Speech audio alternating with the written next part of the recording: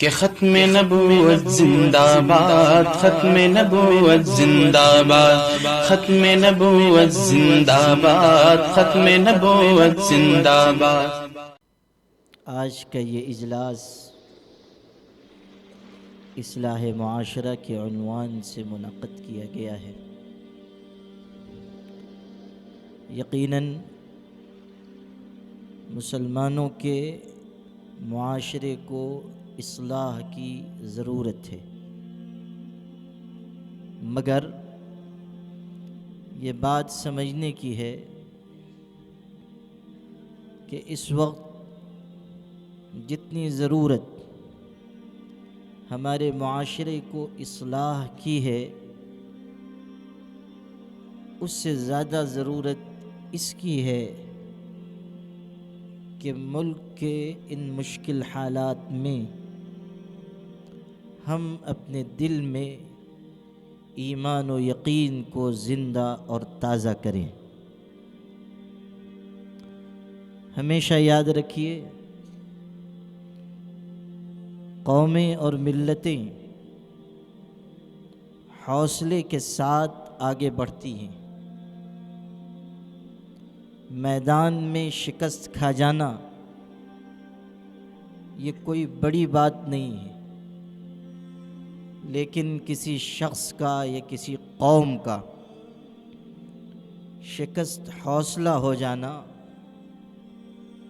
یہ اس کی انفرادی اور اجتماعی موت کی علامت ہے۔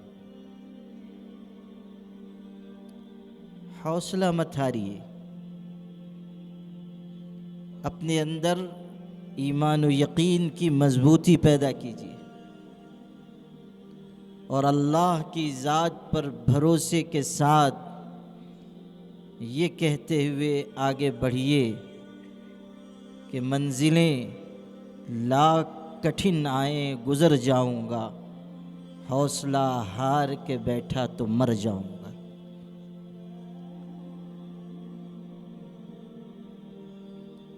مومن مشکل سے مشکل حالات میں بھی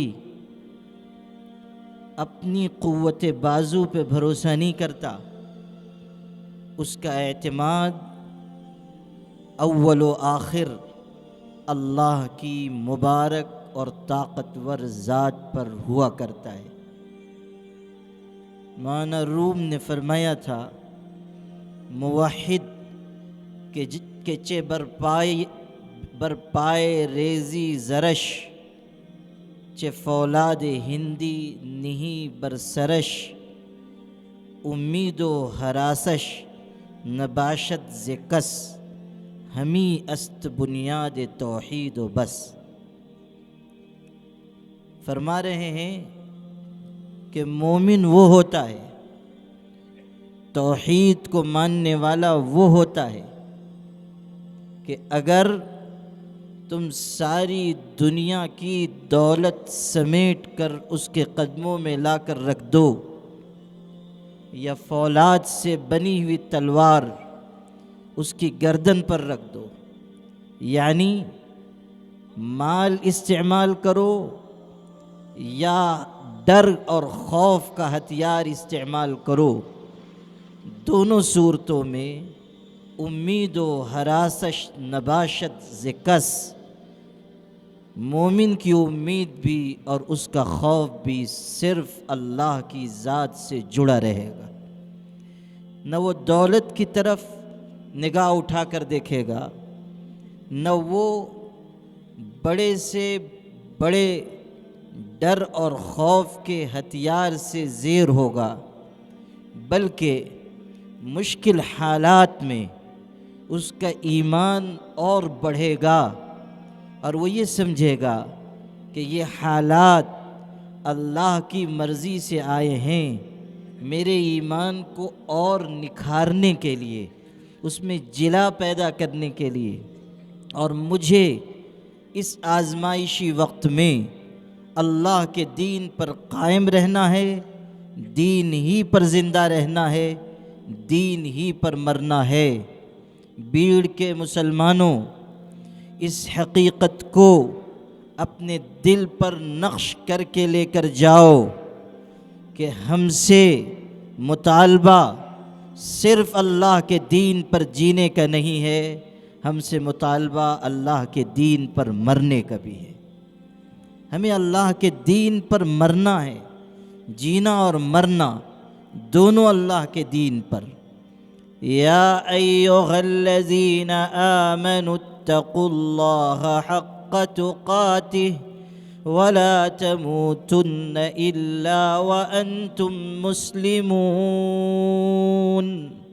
پڑھو اللہ کا قرآن۔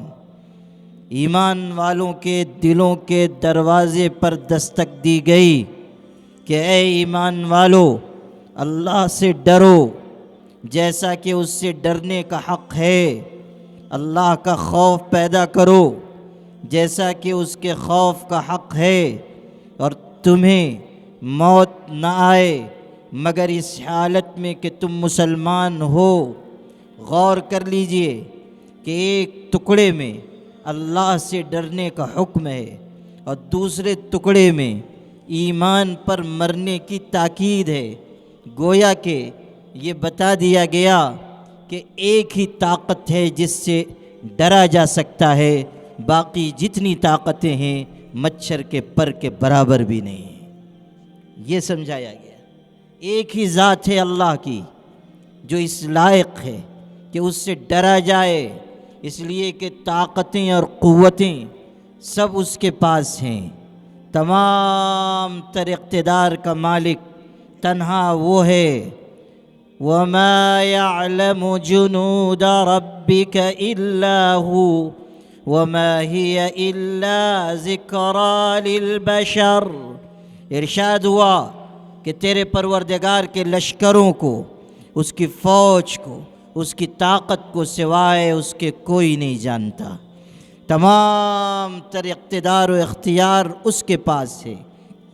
دنیا میں جو طاقتیں نظر آ رہی ہیں، دنیا میں جو اقتدار کے نقشے نظر آ رہے ہیں، وہ سب عارضی ہیں، وہ سب کمزور ہیں، وہ سب وقتی ہیں، وہ سب الٹ پلٹ جانے والے ہیں۔ وَتِلْكَ الْأَيَّامُ نُدَاوِلُهَا بَيْنَ النَّاسِ۔ ارشاد ہوا زمانہ ہمیشہ ایک طرح کا نہیں رہتا، ہم زمانے کو گردش دیتے ہیں، ہم انقلابات برپا کرتے ہیں، ہم کچھ لوگوں کو عرش سے فرش پر کھینچ لیتے ہیں، کچھ کو فرش سے عرش پر پہنچاتے ہیں۔ فیصلے ہمارے ہیں، ضابطے ہمارے ہیں، نظام ہمارا ہے، اور اللہ کی طرف سے تمام امور طے شدہ ہیں۔ وَكَانَ أَمْرُ اللَّهِ قَدَرًا مَقْدُورًا۔ اللہ تعالیٰ کا نظام، اللہ تعالیٰ کی بات، اللہ کا فیصلہ طے شدہ ہے، اس میں کوئی تبدیلی نہیں، اس میں کوئی ترمیم نہیں۔ وَاللَّهُ غَالِبٌ عَلَىٰ أَمْرِهِ۔ اللہ اپنے فیصلے پر غالب ہے، فیصلہ صرف اسی کا نافذ ہوتا ہے، اور کس میں یہ ہمت ہے کہ وہ اپنے فیصلے کو نافذ کر سکے؟ دنیا کا بڑے سے بڑا بادشاہ ہو، حکمراں ہو، نواب و امیر ہو، دنیا کی بڑی سے بڑی طاقت رکھنے والا ہو، ان سب کے بارے میں قرآن کا یہ اعلان ہے، انتم الفقراء الی اللہ، تم اپنی تمام قوت و اقتدار کے باوجود اللہ کے آگے فقیر اور محتاج ہو، بے بس ہو، تمہارے پاس کوئی اختیار نہیں۔ اسی لیے یہ تاکید اور یہ حکم ہر مسلمان کے لیے ہے کہ وہ بھروسہ کرے تو صرف اللہ کی ذات پر، خدا کے سوا چھوڑ دے سب سہارے کہ ہیں عارضی اور کمزور سارے۔ خدا کے سوا سارے سہارے کمزور ہیں۔ مشکل حالات میں ہمیشہ یاد رکھیے کہ ہماری نگاہ اللہ پر رہے اور ہم اسی سے مدد کے طالب ہوں اور اسی سے خوف رکھیں اور اسی سے امید رکھیں اور دل سے مانیں کہ جب زمین کے سارے دروازے بند ہو جاتے ہیں تب بھی آسمان کا دروازہ کھلا رہتا ہے۔ آسمان کا دروازہ ہر وقت کھلا ہوا ہے۔ اگر ہم اللہ پر بھروسہ کریں گے، ایمان اپنے دل میں زندہ کریں گے، اچھے اعمال کی طرف آئیں گے، اچھے اخلاق اپنائیں گے، 100% اللہ کے دین پر عمل کی کوشش کریں گے، اللہ کی مدد آئے گی، ضرور آئے گی، یقینی آئے گی، اور اللہ تعالیٰ اپنے مومن بندوں کو کبھی تنہا اور لاوارث نہیں چھوڑے گا۔ وَكَانَ حَقًّا عَلَيْنَا نَصْرُ الْمُؤْمِنِينَ، قرآن کہہ رہا ہے ایمان والوں کی مدد ہم پر لازم ہے۔ خدا کی ذات پر کوئی چیز لازم نہیں، مگر اللہ نے لفظ استعمال کیا کہ مومنین کی مدد ہم پر لازم ہے، تاکہ ایمان والوں کو تسلی دی جائے کہ یقین رکھو تم لاوارث نہیں ہو، اللہ تمہارا پالنہار ہے، اللہ تمہارا مددگار ہے، اللہ تم کو حوصلہ دینے والا ہے، اللہ تم کو قوتوں پر غالب کرنے والا ہے۔ حضرت نبی کریم صلی اللہ علیہ وسلم سخت ترین مشکل حالات میں تشریف لے جا رہے تھے، مکہ چھوڑ کر مدینہ منورہ۔ اتنے سخت حالات تھے کہ آپ کو اپنا گھر چھوڑنا پڑا، آپ کو اللہ کا گھر چھوڑنا پڑا، خانہ کعبہ چھوڑنا پڑا۔ اللہ کے رسول اپنی زندگی کی یادوں کو چھوڑ کر جا رہے ہیں۔ اللہ کے پاک رسول صلی اللہ علیہ وسلم اپنے زندگی کے 53 سال جس وطن میں آپ نے گزارا اس کو چھوڑ کر جا رہے ہیں، اور آپ کے دل پر بوجھ ہے، آپ کا قلب صدمے سے چور چور ہے۔ روایتوں میں ہے کہ آپ مکہ مکرمہ سے باہر نکلے، ایک ٹیلے پر چڑھے، وہاں سے آپ نے خانہ کعبہ کو دیکھا، مکہ مکرمہ پر نظر ڈالی، اور آپ کی آنکھوں سے آنسو بہہ پڑے۔ اپنا وطن چھوڑ کر آپ جا رہے ہیں۔ کون اس وقت کی کیفیت کا اندازہ کر سکتا ہے کہ اللہ کے رسول کا دل کس قدر صدمے سے دوچار ہوگا۔ آپ نے مکہ مکرمہ کو خطاب کر کے کہا تھا، ما اطیبک من بلد واحبک الی ولولا ان قومی اخرجونی منک ما سکنت غیرک۔ اے مکہ مکرمہ، تو کتنا پیارا شہر ہے، کتنا پاکیزہ شہر ہے، تو مجھ کو کتنا محبوب ہے۔ خدا کی قسم، اگر میری قوم مجھے تجھ سے نہ نکالتی، میں تجھ کو چھوڑ کر دنیا میں کہیں آباد نہ ہوتا۔ آپ فرما رہے ہیں، آنکھوں سے آنسو گر رہے ہیں، یہ مکہ مکرمہ کی خانہ کعبہ کی محبت میں بہنے والے آنسو ہیں جو موتیوں سے زیادہ قیمتی ہیں، مگر آپ بحالت مجبوری چھوڑ کر آگے بڑھے۔ مشرکین نے پیچھا کیا، آپ غار میں ہیں، وہاں تک لوگ پہنچ گئے، صرف 2 لوگ ہیں، سیدنا محمد الرسول اللہ صلی اللہ علیہ وسلم اور حضرت ابو بکر صدیق رضی اللہ عنہ، تیسرا کوئی نہیں ہے۔ غار میں پناہ لیے ہوئے ہیں، دشمنوں کے قدم وہاں تک پہنچ گئے، اور اب حضرت ابو بکر گھبرا گئے کہ اللہ کے رسول دشمن سر پہ کھڑا ہے، اگر سر جھکا کر دیکھے گا ہم کو پالے گا، مجھے اپنی جان کا خطرہ نہیں ہے، مگر آپ کے ساتھ کیا سلوک ہوگا۔ سیدنا ابو بکر اتنے مضبوط ایمان کے کہ امت کے ایمان کے ساتھ اگر ان کے ایمان کو تولا جائے ان کا ایمان غالب آئے گا، لیکن اس مشکل وقت میں آپ بھی گھبرا گئے۔ حضرت ابو بکر صدیق جیسا صاحب ایمان گھبراہٹ کے شکار ہو گئے اور کہا اللہ کے رسول دشمن سر پر آ گیا۔ اس وقت اندازہ کیجئے کہ ہمارے آقا حضرت محمد صلی اللہ علیہ وسلم ایمان کے کیسے اعلیٰ مرتبے پر تھے، آپ یقین کے کس درجے پر تھے۔ اس مشکل وقت میں، غار میں پناہ لینے کے وقت میں، جب کہ دشمن سر تک آ چکا، پورا عرب آپ کا دشمن ہے، سب آپ کا خون بہانا چاہتے ہیں، اس وقت آپ ابو بکر صدیق کو تسلی دیتے ہوئے کہتے ہیں لا تحزن ان اللہ معنا، ابو بکر نہ گھبرا، اللہ کی مدد ہمارے ساتھ ہے، خدا کی قوت ہمارے ساتھ ہے۔ حدیث میں ہے ما ظنک باثنین اللہ ثالثہما، ابو بکر تیرا ان 2 کے بارے میں کیا خیال ہے جن کا تیسرا اللہ ہے۔ یہ ارشاد فرمایا، یہ ہے ایمان، یہ ہے یقین۔ ایمان کی آزمائش عام حالات میں نہیں ہوتی، ایمان کی آزمائش دسترخوان پر نہیں ہوتی، ایمان کی آزمائش مشکلات کے میدان میں ہوا کرتی ہے، حوادث کے وقت ہوتی ہے۔ آج جو ہم پر بدلیاں چھائی ہوئی ہیں، یہ وقت ہے ایمان کی آزمائش کا، یہ وقت ہے ہمارے اور آپ کے یقین کے امتحان کا۔ اس وقت ہمیں طاقتوں اور قوتوں کے مقابلے میں کہنا ہوگا کہ ہمارا جینا بھی اللہ کے دین پر، ہمارا مرنا بھی اللہ کے دین پر۔ اس وقت ہمیں کہنا ہوگا کہ توحید کی دولت سب سے بڑی دولت ہے۔ ہمیں کہنا ہوگا کہ اس آسمان کے نیچے، اس زمین کے اوپر، ساری کائنات میں اگر ایک اللہ کو ماننے والی کوئی قوم ہے، ہم ہیں۔ ہمارے علاوہ توحید خالص کی دولت کائنات میں کسی کے پاس نہیں ہے۔ ہمارے پاس وہ سرمایہ ہے جو دنیا میں کسی کے پاس نہیں ہے۔ ہمارے پاس ایمان، ہمارے پاس اسلام، ہمارے پاس عدل اجتماعی کا نظم، ہمارے پاس قرآن جیسی زبردست کتاب، ہمارے پاس پاک پیغمبر جیسی عظیم ہستی کی تعلیمات۔ دنیا میں چراغ لے کر بھی ڈھونڈو گے تو نہ قرآن جیسی کتاب میسر، نہ ہمارے پیغمبر جیسی کوئی مصلح شخصیت تم کو ملے گی۔ کون ہوگا ان سے زیادہ با اخلاق؟ کون ہوگا ان سے زیادہ صاحب کردار؟ قرآن کے علاوہ اور کس کتاب میں یہ طاقت ہے کہ وہ انسانوں کو اور قوموں کو عروج و زوال سے آشنا کرے؟ قرآن ہے جس سے افراد کی اور قوموں کی تقدیر وابستہ کی گئی۔ قرآن ہے جو انسان کو پیشانی کے بال سے لے کے پیر کے ناخن تک تبدیل کرنے کی طاقت اپنے اندر رکھتا ہے۔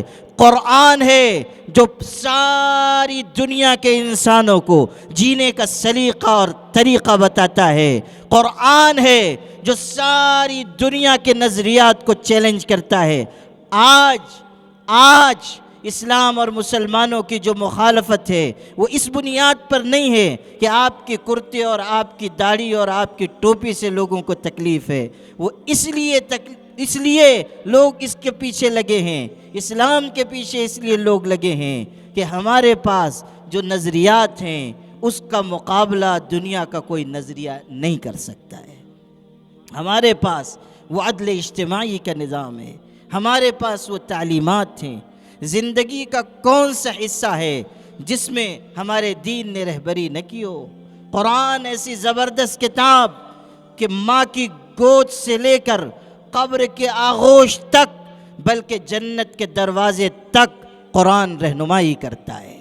قرآن مشفق باپ سے زیادہ شفقت کرنے والی کتاب ہے، اور قرآن مامتا سے لبریز ماں سے زیادہ انسانوں سے محبت کرنے والی کتاب ہے۔ قرآن ہمیں انگلی پکڑ کر چلنا سکھاتا ہے۔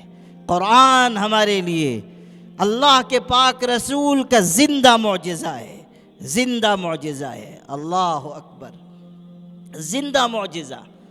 یہ دولتیں وہ ہیں کہ جس کے مقابل کوئی دولت نہیں۔ کس کے پاس ایسا زندگی کا نظام ہوگا جو ہمارے پاس ہے؟ ایک انگریز نے امام محمد ابن حسن شیبانی، فقہ حنفی کے تیسرے امام ہیں، ان کی کتاب ہے سیر کبیر۔ وہ کتاب اس نے پڑھی اور اس میں اسلام کی تعلیمات، صلح اور جنگ کے اصول اور زندگی گزارنے کے ضابطے اور سلطنت کا نظام، اتنی ساری تفصیل اور باریکیاں اور اصول اور ضوابط اور قوانین لکھے ہوئے ہیں کہ وہ اس کتاب کے پڑھنے سے بے پناہ متاثر ہوا اور اس نے اسلام قبول کر لیا۔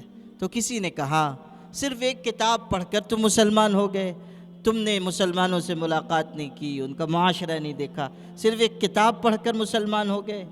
تو اس نے جو جواب دیا وہ کتنا خوبصورت، کہنے لگا میں نے اس کتاب کو پڑھا، اس میں صلح اور جنگ کے، سلطنت کے، مملکت کے، زندگی گزارنے کے جو اصول اور ضوابط اور قوانین لکھے ہیں، اس کی جو جزیات ہیں، جو تفصیلات ہیں، وہ اتنی اہم ہیں اور اتنا اثر ڈالنے والی ہیں کہ جب میں نے یہ کتاب پڑھی تو میرے دل سے یہ آواز آئی کہ جب چھوٹے محمد کے علم کا یہ عالم ہے تو بڑے محمد کے علم کا کیا حال ہوگا، بڑے محمد کے علم کا کیا عالم ہوگا۔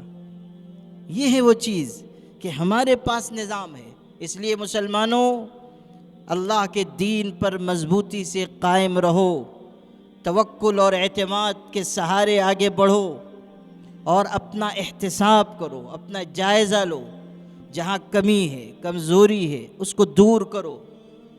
ہم پر جو حالات ہیں وہ ہمارے اعمال اور اخلاق کی کمی کی وجہ سے ہیں۔